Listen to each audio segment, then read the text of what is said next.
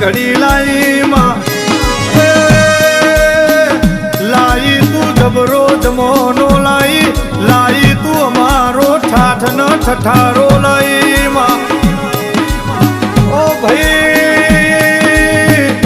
રાજા બનાયા રાજા જેવી વાતો બનાઈ મરદ બનાયા મરદ જેવી વાતો બનાઈ